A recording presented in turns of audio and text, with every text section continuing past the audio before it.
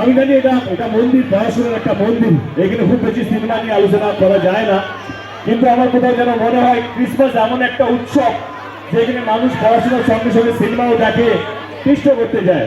সেই উপলক্ষে আমি এটুকু বলতে চাই, Khadaan is a film which is going to release this Friday, সামনে ফ্রাইডে খাদান রিলিজ হতে চলেছে। যারা যারা বাংলা সিনেমার প্রেমী, সে আতেল হোক, কমার্শিয়াল হোক, যেইভাবে হোক না কেন, আমরা এই বেঙ্গল ট্যুর করছি খাদান নিয়ে। আমরা স্টার্ট করেছিলাম দুর্গাপুর, বর্ধমান, মালদা, শিলিগুড়ি, রায়গঞ্জ, অনেকগুলো জায়গা গেছি, মধ্যমন্ত্রী অনেকগুলো জায়গা। আমরা অলমোস্ট 3,500 কিলোমিটার খাদান নিয়ে ট্যুর করেছি। একটাই উপলক্ষ ছিল কি, যেই মানুষগুলো বাংলা ছবি দেখে কিন্তু লজ্জায় বলতে পারে না, সেই বাংলা ছবি দর্শককে জানাতে উঠেছি আমরা, যে আসুন বাংলা ছবি দেখুন।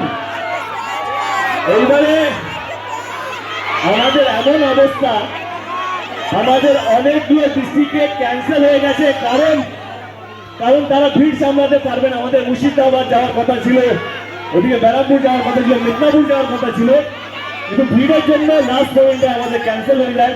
বাট এইটাও ভালো লাগে আপনাদের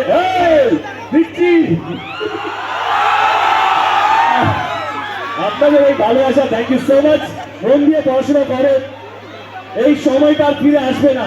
এই স্কুল লাইফ, কলেজ লাইফ, আমাদের মতন সময় পৌঁছাতে হবে যে ওই সময় আর একটু ভালো পড়াশোনা করতাম। তো use this time to the full respect your teachers. And আমার সঙ্গে আরো দুজন এসছে,